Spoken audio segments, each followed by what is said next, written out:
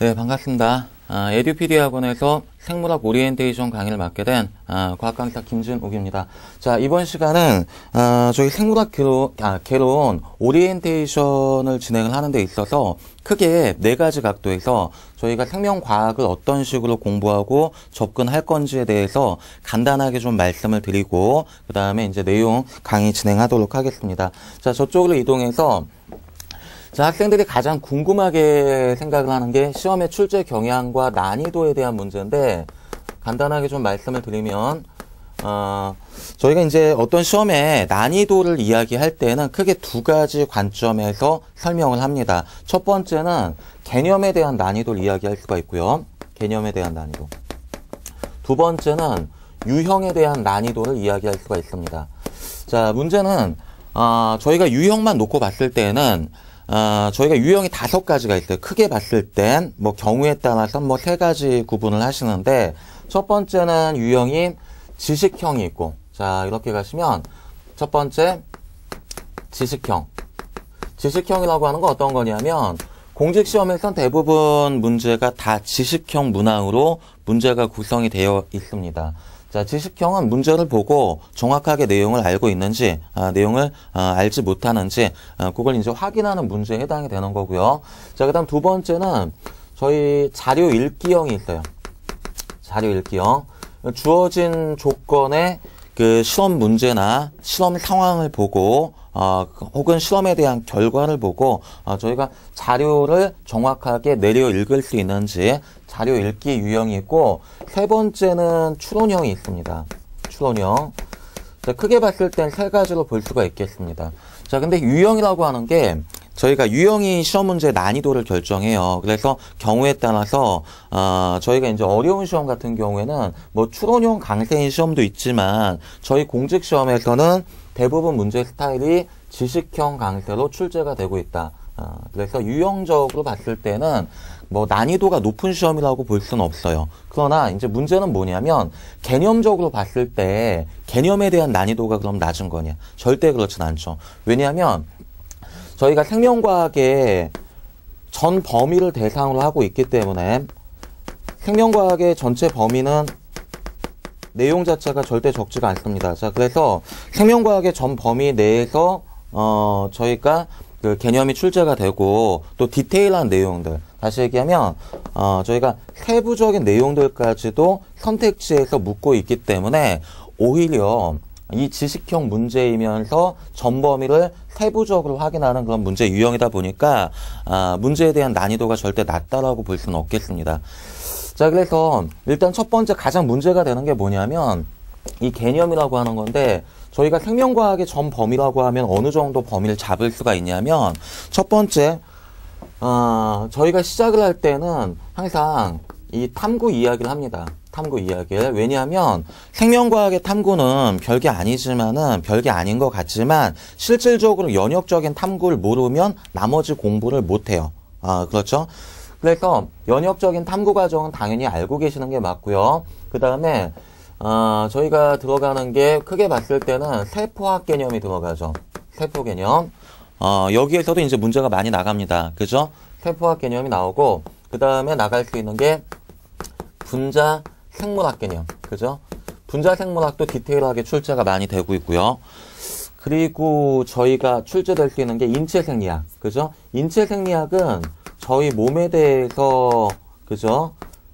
그 전체 내용을 정리하는 과목이 되는데, 대표적으로 소화기계, 그 다음에 이제 순환기계, 호흡기계, 배설기계, 내분비계, 이런 것들 나오죠. 신경생리 쪽도 나오고, 감각생리 쪽 나오고, 감각생리 이번에는 근육생리 쪽을 좀 포함해서 정리가 돼야 돼요. 자, 그래서 어쨌든 인체생리학이 나가고, 면역학 공부하셔야 되고요. 면역학. 그 다음에 발생학 공부하셔야 되고, 면역 발생 쪽에서는 문제 난이도가 의외로 낮다고 보진 않아요. 왜냐하면 상당히 디테일하게 출제되기도 하기 때문에 꼼꼼하게 정리하셔야 되고, 유전학 쪽으로 들어가면 이 유전학은 특히 이제 유전학 문제에서 대표 문제가 멘델의 통계 문제잖아요. 유전 문제는 크게 4가지로 구성이 되어 있는데 첫 번째는 유전의 개념 문제, 그 다음에 두 번째는 유전의 확률 문제, 세 번째는 유전의 비분리 문제, 네 번째는 유전의 단원 간 통합 문제. 그러니까 유전의 단원 간 통합 문제는 생식 발생 유전이 한꺼번에 출제가 되는 경우를 얘기해요. 단원적으로 통합이 됐을 때.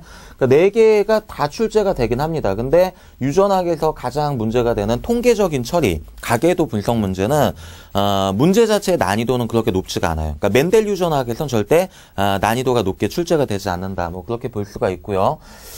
자, 그 다음에 저희가 이제 생식 쪽은 당연히 뭐 발생 들어가면서 생식, 발생을 점검하셔야 되고요. 그리고 이제 넘어가면 물론 신경생리 쪽은 정리가 돼야 돼요. 신경생리학 정리가 되셔야 하고 내분비학도 좀 꼼꼼히 보셔야 돼요. 내분비학은 이게 호르몬 쪽이죠. 그래서 이것도 정리가 돼야 되고 그리고 저희가 정리가 되는 게 진화생태학 쪽. 역시 그냥 넘길 수가 없는 부분이죠. 진화생태학 쪽. 맞죠? 문제에 대한 난이도는 진화생태학이 절대 높지 않지만 역시 디테일한 세부적인 내용을 묻고 있기 때문에 꼼꼼하게 좀 정리가 되셔야 한다. 그 다음 마지막 생명공학 쪽. 여기도 출제가 되죠. 자, 그래서 전체적으로 봤을 때는 저희가 탐구에서부터 시작해서 탐구 여기에서 시작해서 생명공학까지 이어지는 생명과학의 전 범위를 대상으로 하고 있습니다. 그리고 지식형 문제의 강세다 보니까 경우에 따라서 선택지 중에서 애매한 문제가 발생할 수 있는 건 개념적으로 정리가 완벽하게 되지 않았기 때문이죠. 자, 어쨌든 중요한 건 전체 범위를 꼼꼼하게 정리하셔야 된다. 이게 중요합니다.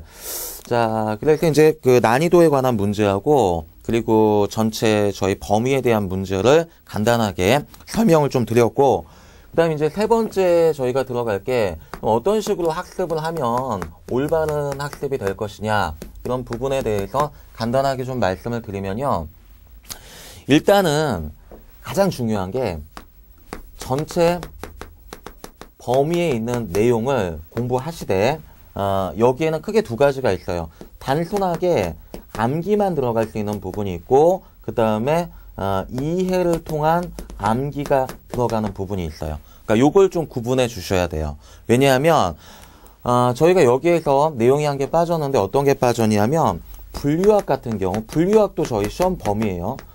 분류학은 저희 그 분기분류학 쪽에서 종을 분기분류학자들이 특정 규칙에 맞게끔 각각 분류해 놓은 거잖아요. 맞죠? 뭐 이런 경우가 발생할 수 있고 그 다음에 또 어떤 경우에 과학적인 정의라고 하는 부분이 나와요. 그러니까 정의라고 하는 건 뭐냐면 경우에 따라서 정의된 약속은 저희가 어떻게 하냐면 암기를 합니다. 그래서 분류학 내용도 마찬가지 암기를 좀 해주시고 하지만 이제 그 이해를 통해서 암기해야 되는 부분이 있죠. 어떤 경우냐면 뭐 신경생리학의 신경의 전도 같은 경우 굉장히 대표적이잖아요. 뭐 분극이라든지 탈분극이라든지 재분극, 이온의 재배치 전체적인 내용을 저희가 역질상의 자극을 받았을 때서부터 시작해서 이온들이 어떻게 이동을 하는지 그때 휴지막 전이에서 활동 전이가 어떻게 생기고 다시 휴지막 전이를 어떻게 복귀하는지에 대해서 이해를 근거로 해서 암기가 되셔야 한다는 거 이런 부분 좀 중요하다고 볼 수 있겠습니다. 그래서 전체 범위를 꼼꼼하게 암기하시고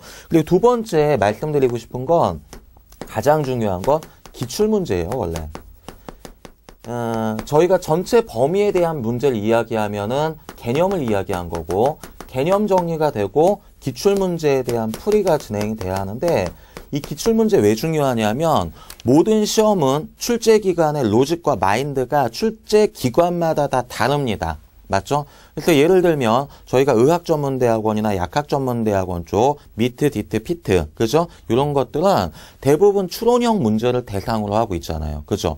걔네들은 접근 방식이 달라요. 문제풀이 연습 방법도 다르고 근데 저희 같은 경우에 공직시험에서는 대부분 내용이 지식형인 문제를 묻는데 이론적으로 봤을 때는 전체 뭐 범위를 꼼꼼하게 공부하고 적용하면 되지 않겠냐 볼 수 있겠지만 그 개념적인 부분을 물어주는 수준, 깊이의 차이가 있을 수 있기 때문에 항상 기출문제를 통해서 개념에 대한 적정 수준을 파악을 좀 하셔야 돼요. 알겠죠?